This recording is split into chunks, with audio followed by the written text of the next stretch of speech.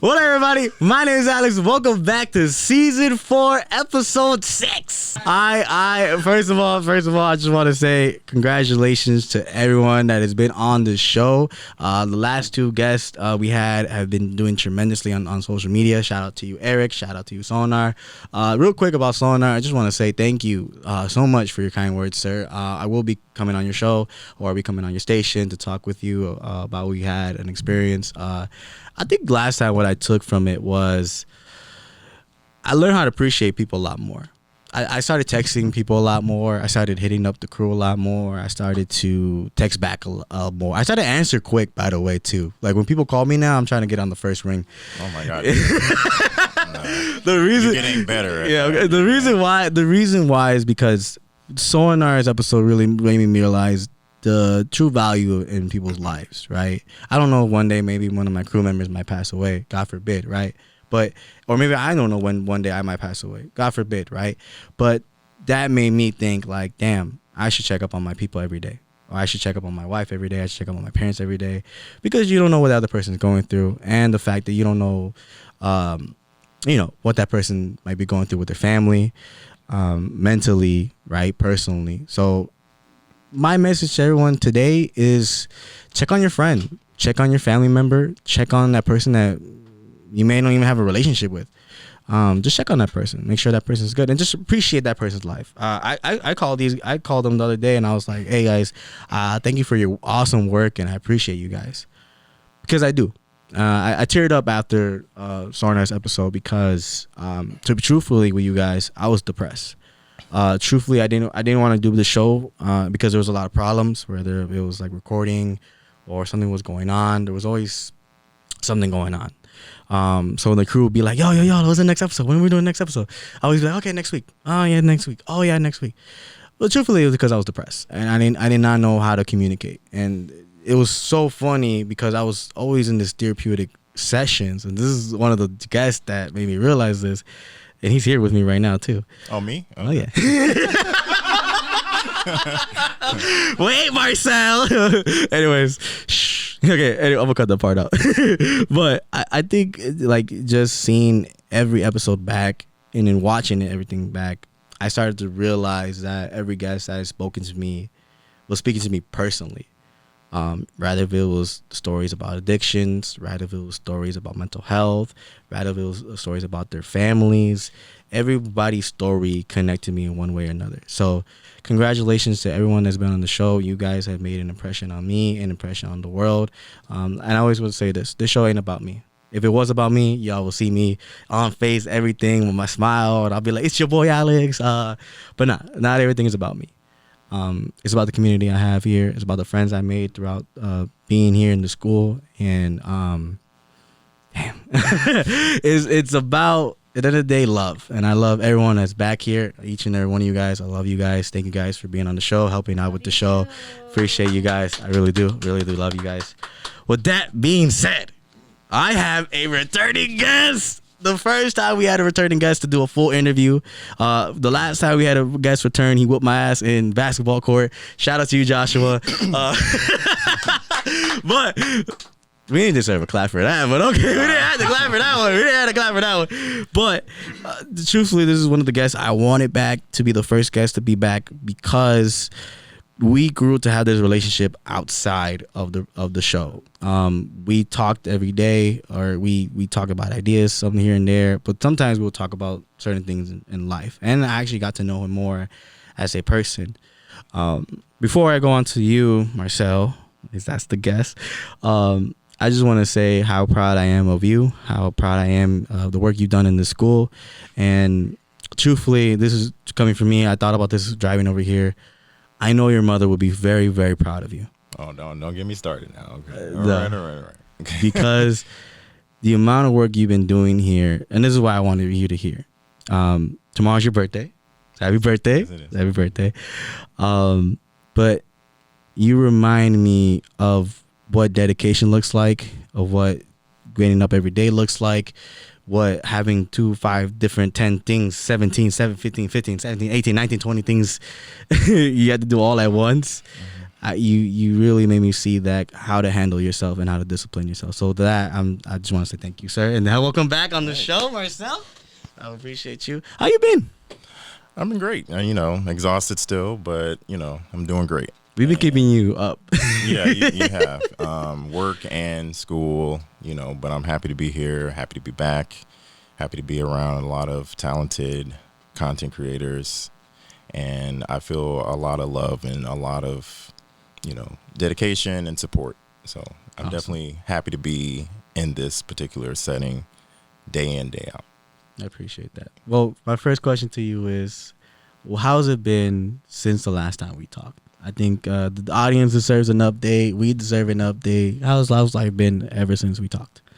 It's still an adjustment period, I would say. It's definitely, again, exhausting, but, life's supposed to be challenging for you.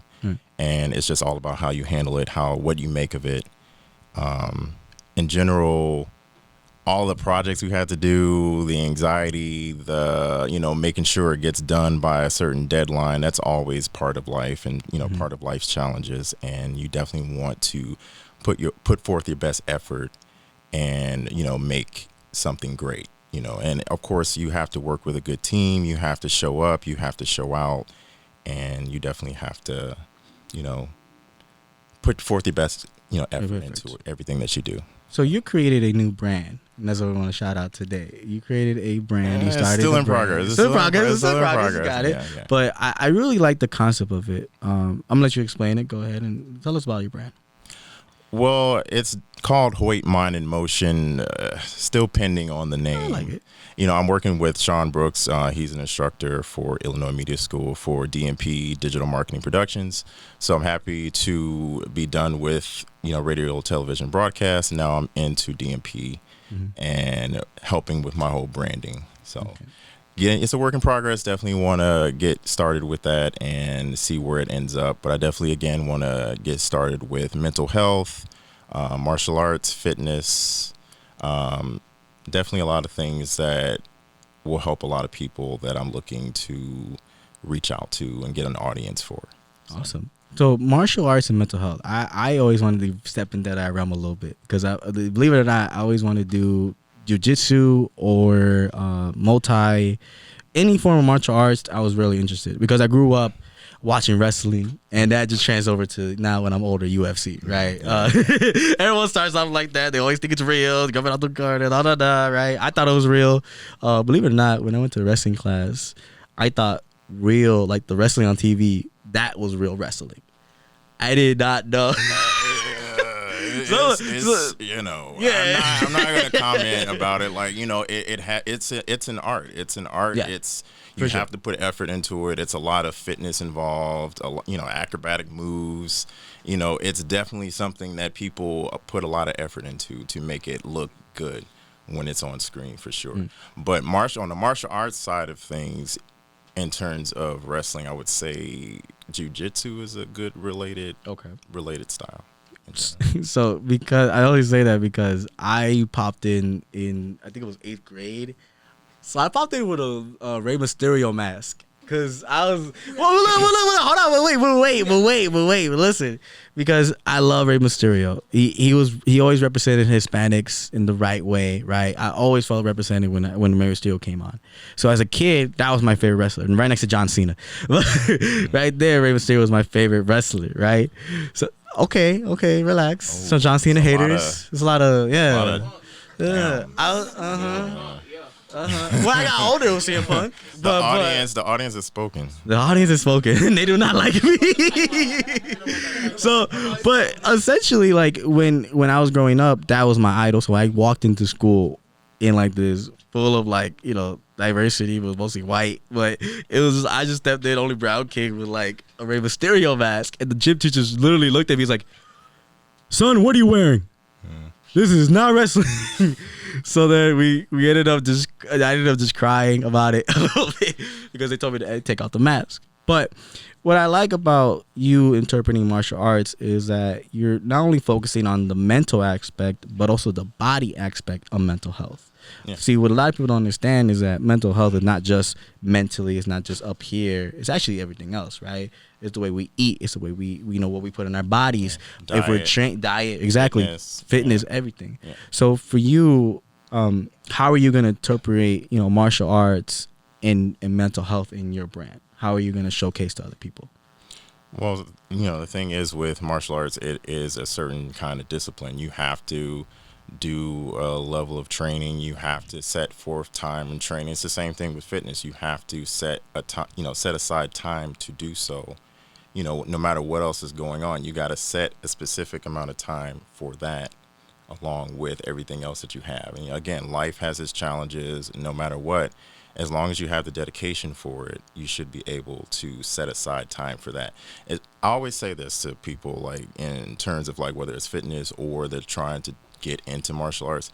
It's just like if you got time to go to the movies, if you got time to go out to eat to a restaurant, if you have time to do all these other things that you like to do in terms of hobbies that you actually show up for, then you should be able to put the same level of effort into this martial arts or fitness if you're looking to definitely put effort into it, if you're looking to do it for sure on a serious note.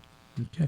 Yeah, and I always want to ask you that question too. How do you find so much time to do multiple things at once? That's the one thing I always want to ask you across these hallways. I try. That's I put the effort in. That's all I can say. Is just no matter how tired I am, there have been many times where a project is due. I've stayed late for after class or up until the building is closing. And then I know I either have to go to work because, again, I'm still a flight attendant. And sometimes we have early shows. Sometimes we have late shows. Sometimes, like, I'll go in to do a late flight, come in early in the morning, which I did recently, and then coming into school. Like, literally recently, you guys all saw me in my uniform, literally just getting off of the train. It was cold as hell here. And I was just like, I'm not walking all the way home, change, and go right back out into the cold environment. It was pretty strange to see you. So I was just like, you're going to see me in my uniform today. And, apparently people liked it. So, you look great at it. I looked all the little medals and stuff like that. Yeah, so. That was what I was saying. The medals got me. When I saw the medals, like 15, 10. I was like, okay, little accolades. So, speaking of accolades, you have done a lot in this school. And one of the projects I actually want to speak about, because it was a personal project of yours, was our short film that we did. So, we just want to talk about that, the name, everything, the concept, and talk about that experience doing the short film. Yeah, it's called Where the Heart Pauses. And first we started off, it was supposed to be the 5 stages of grief, but we found out a little generic. Yeah. So we wanted to come up with a new name. I came up with it. Well, you did, yeah. No, you didn't. But it was definitely dedicated to grief and what we all, how everyone deals with grief in their own little way. And, without trying to get too emotional, it, definitely involved, the death of my mother. My mom passed away last year. And how I dealt with that.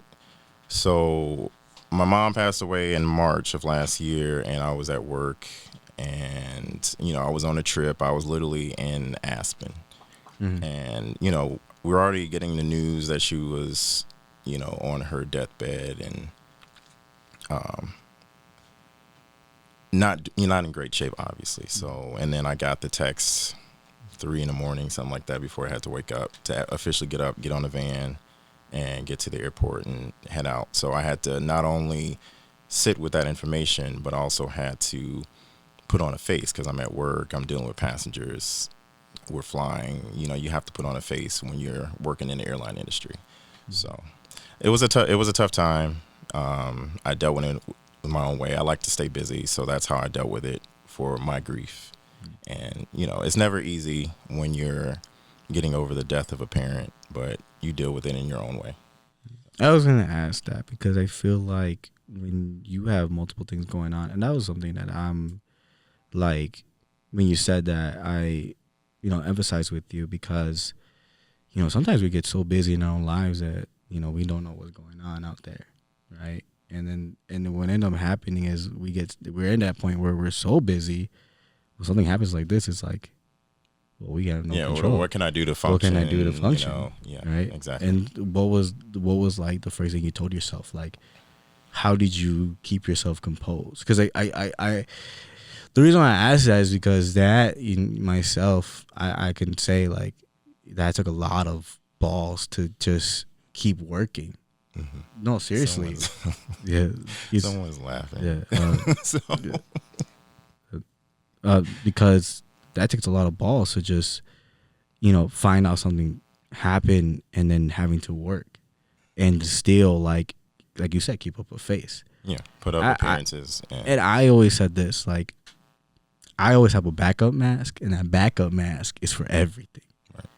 And when I take that out, it sometimes hurts because like I really don't want to have this on. You really want to expose yourself. You really want someone to be the shoulder to cry on for you, And also part of that short film was to, like, it's kind of like a shout out to anyone that is that shoulder to cry on. It's always that person that shows up for everyone else, but whenever it comes to them breaking down, like they don't feel like they can, and they feel like they don't have that level of support that they give out to others, like so therapists, anyone that social workers, I can imagine, like anyone in that particular field, or just showing up to be a good friend that's always showing up for that particular person or people in general in their lives. Like they're usually the ones like drawing straws and getting the short end of the straw when it comes to them breaking down, or they feel like they can't.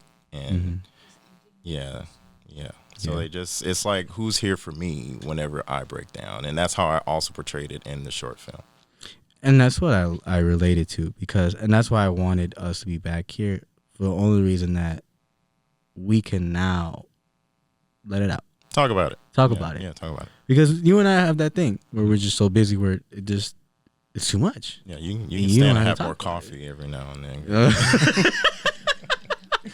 So look, I try. But then again, it's like, and this is what I was saying earlier, like I can have everything going on for me, but the moment something hits, it's like it's hard to keep going, because pain really puts you in perspective. Pain puts you back into the center, right? Where people don't really go to. The center is basically our emotions, our reality, the reality of others, the reality of what we live in. That is the center that most people don't like to go to. Right. We keep away from the center. It's like the core of the earth. We never go down to the core of the earth. Right. Because that's where it gets hot. Yeah. That's where it gets too much. That's where people get overwhelmed.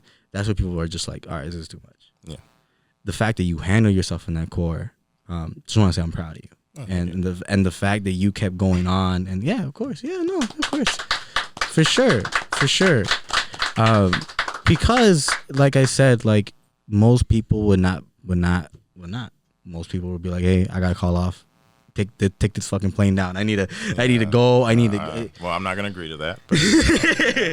But again, it's like, dude, I need to get out. But so into that film, you talked about having to now be the opposite, right? In that short film, you were the therapist, right? Your character was the therapist. You were there for others while people were dumping on you. Talk about that. Was that apparent in your day-to-day life before and after this happened? Yeah, I mean, I can definitely say from my own personal experience, I don't think that I'm really good at breaking down in front of people. Like, it's rare that it's ever happened. Like, I remember being in the military. There's a good friend of mine. I haven't talked to her in a while, but, I keep track of her. I was working in Washington, D.C., and I was stationed there for 4 years, and it was just very overwhelming compared to my last duty station, which was in New Orleans. So I moved over to DC, more than double the amount of people that we had to take care of in terms of reservists and, pay records, maintenance records, stuff like that. And it was just very overwhelming. It was just a lot of stuff to do. I had my own hobbies I had to, I wanted to nurture and keep track of and stay with, while also working, but it seems like there was always something going on, an event for the command that we felt like we weren't given a lot of time to do our specific jobs. And therefore it just seemed like deadlines and, I can't handle this. And finally at one time I just broke down in a quiet room in front of a friend of mine who very grateful for to this day if she, whenever she does watch this, I'll make her watch it. But it's good to have that particular type of person, even if it happens rarely, when you break down and I don't cry. Like, I did cry. I got teared up and I cried, and it was very nice that she was there to say, hey, just go home, I'll take care of it. And that's good. Yeah. And I think, and listen, Marcel, I think a lot of it's suppression, right? I think a lot of it's like we have to, because at the end of the day, it's like if we cry or we fall, okay, well, who's gonna be the next shoulder up? Like, who's gonna be the person in front of me? Right. Who's there for me? Who's there for me? Yeah, right. Exactly. And that's what I want to tell you. You have us, you have me, you have the crew here, and I've always said that to everyone, because, and this is what I'm saying. Last episode really made me think about this. He said something like, it really hit me. It was like, reach out to someone, because if a lot of suicide can be prevented if someone had just had someone to talk to.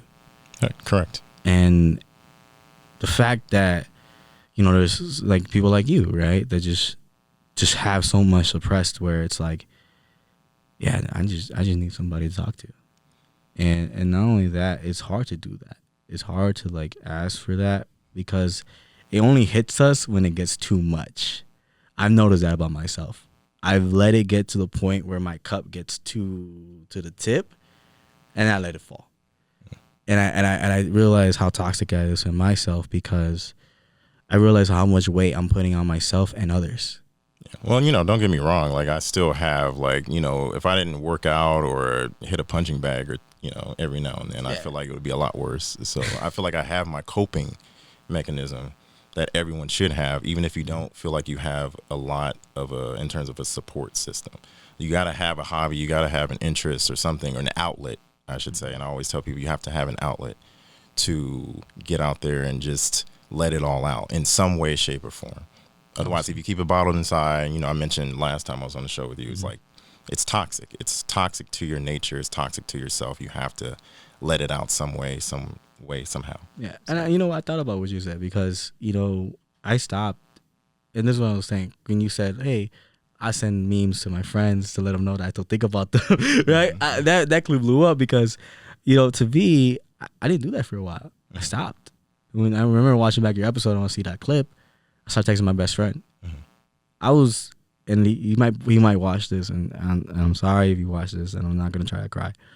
I missed his birthday, and I even missed Christmas, because I was that depressed that month, that I wasn't talking to my mother, I wasn't talking to my father, and I wasn't talking to my best friend. And that really sucked, because, like you said, your friends are there when you have a wonderful environment, when it's not toxic, when you have that support, or when the people that you're with are not toxic. It helps you, right? My best friend's never toxic to me. My best friend, it's always been there. My best friend, and Zach, I love you. He's seen my ugly. He's seen the worst of me. And when I was that depressed, I couldn't say happy birthday to him, and I couldn't even get him a Christmas gift, or say happy Christmas, or Merry Christmas, sorry. Or Merry Christmas. I was so depressed, and one of my friends had to come over to my house and say, hey, what's wrong? It was like a wherefore trick. That's what true friends do. Like, it doesn't matter. Again, I've mentioned this before. Like, true friends, like, even if you don't talk for a while, or it's been a minute, or you guys assume like maybe you're busy and you got something going on, it should not matter how much time goes on. You can still pick up where you left off, or still check up on each other and see what's going on. Ask those questions and see, hey, are you good? Yeah. And it shouldn't matter of like them asking you like, why haven't you been talking to me, or assuming or giving you the third degree. True friends, I feel like they show up for you even if they don't know what's going on. They'll ask those questions, but they won't go to accusations and make you feel guilty for not talking to them for a long period of time. Like, we all have things going on. Life happens again, and I'll keep mentioning it. Challenges happen that we all have to face, and then whether you have that support system or not is, the key. Key. Yeah. Now, speaking of the key, this is the key that I threw away. I'm getting a key. Yeah. Imagine, here's the key to the city. Yeah. But no, the key thing that I learned from that episode was that, like you said, you just have to get out of your bubble. You know, okay, be in your shell for a little while, but then eventually when you're ready, go out there and explore. Yeah. Go out there and be yourself. Because, you know, it took me a week so my friend came over and checked on me, and then he said, hey, he really felt bad about it, and he's asking if you're okay. And I was like, I'm okay. I was just depressed. And I explained everything to him. And not a Sunday, I really had a bad day. And I'm like, I'm going to go see my best friend. Didn't warn him. Didn't say anything. I called my other friend because my other friend was there. I was like, hey, is Zach with you? He's like, yeah. All right, I'm on my way. I got him a Venom jacket because I told him I got you something, but I was so depressed that I couldn't give it to you. Mm-hmm. But I got you something because I love you. Oh. And I grabbed it. Literally, he opened the door. And he's like laughing in my face. My friend do not take anything serious. My friend is like, I'm gonna call it out how it is. He's the biggest bullshitter of all time. Zach, you're a bullshitter, okay? So when I went up to him, I immediately broke down. I gave him a hug, you know, like just like this, and I'm just crying on his shoulder, and he's like, you don't gotta be that dramatic. He's like, get off of me, bro. You don't gotta be that dramatic. Like, that's enough. He's like, exactly. He was like, that's enough. And I laughed, and then I just told him, like, I'm happy to see you. And then we went around our day. What that taught me, and what taught me here, is that we should always love each other. We should always stay united. We should always keep each other in our prayers, right? If you pray or not, we should always keep each other blessed. We should always keep each other in warmth of each other, right? Because again, check on each other. And check on each other, right? If someone here is feeling like mentally they're not there, we should check up on them. Be honest though. Be like, hey, bro, I'm not feeling too well. This is going on. And be honest with yourself. Yeah, and be honest with yourself. And I think you taught me that. Because I did. Yeah, you see how he be like, you see how he be, see y'all on camera, he he's a sweetheart. But off camera, Marcel is sarcastic. he'll tell you he's sarcastic. I'm dry sarcasm. Dry sarcasm. Something like that, yeah. But going back to now, right? How is everything with Marcel? How do you feel internally? How do you feel mentally? How do you feel? And what is the future looking like for Marcel? Well, again, it's an adjustment period. So I'm definitely learning everything I can, learning on the go. Again, I feel very blessed to have a lot of talented people around. I definitely feel like I'm having another family to add on the list. So, the military family, I still keep track of my flight attendant family. A lot of milestones for me in general, and I hope to add some more milestone blocks, whatever you want to call it, whatever metaphor is out there. Milestones, I think. Milestones. Milestones. Get it right, just bro. Adding more milestones. Get it right, bro. Get it right. Come on. So it's just, I'm very grateful. I'm always trying to put my best foot forward and my best face forward, and definitely getting better in front of the camera. So he's smiling a lot more. Yeah. Well, I'm always cracking a lot more. He's cracking a lot more jokes now. Yeah, I'm always smiling even when I'm like, nervous or whatever. But I'm less nervous in front of the camera in general, and practice makes perfect, and repetition. Awesome.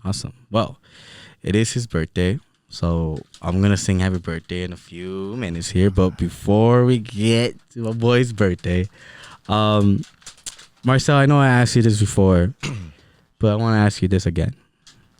For those who are watching, for those who are listening, for those who are seeing you right now, what is your advice on mental health, mental illness, and mental health in general for either the youth, the current, and just the older generation? Yeah, like as I always say, you have to have a good support system. It doesn't even have to be a lot of people in your life. I would feel like you should find good people who you can trust, who you can confide in, who can see the ugliness of your life. You don't always have to be perfect. No one's perfect. You have to definitely like seek those people out, and then when you do have those people, hold on to them, because you just never know what life's curveball will throw at you, and you just got to stick with those people and have a like-minded sense to hold on to each other, and just stick with each other. Be there for each other, be the shoulder to cry on, and don't assume that everyone's okay all the time. It's unrealistic. You just have to be there for each other. That's what I can definitely say for everyone else. Just be there for each other, show up when you can. If you got something going on, if something's too much, lean on your friends, lean on your family, lean on people who love you, and you love them back, and hold on to those people. Awesome.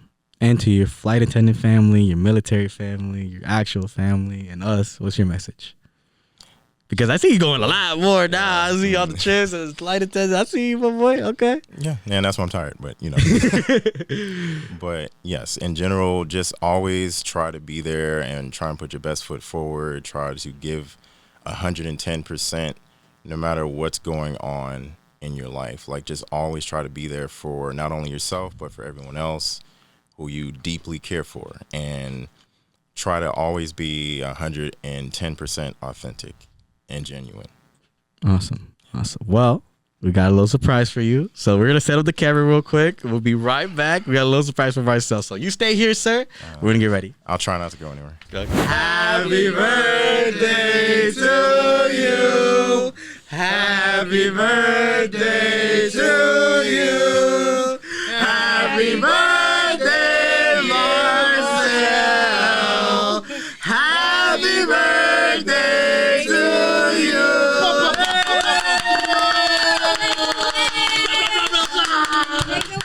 Make a wish. I made a wish for you to stop. I made a wish. No, I thought we was on key, man. Sure. We just want to say, Marcel, thank you for being on the show. Thank you for being a returning guest. We'll be right back with the show. We're not done. It's just a little happy birthday for him. We're going to do a Try Not to Laugh very, very soon when we come back. But just want to say thank you so much for being a return guest. Happy birthday. And happy birthday, sir. Right. We'll be releasing this episode on his birthday. I light him. It's not on Friday. It's tomorrow. Let's go. All right. Sponsors. Sponsored by Stand Donuts. Appreciate you. Oh, wow. That was actually very smart. Subscribe, dip. You should have subscribed. Marcel, my guy, my friend, my problem. Why haven't you subscribed to the CX show? Never betray my brothers, my friends, my organization. Oh, you think you're a tough guy, huh? You think you're better than the algorithm, Messi? If you wanted me to subscribe, you could have just asked nicely. Huh? Wait, seriously? Nah, this certainly isn't a way to convince me.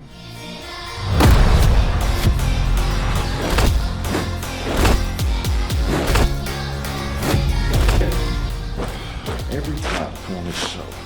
Hey!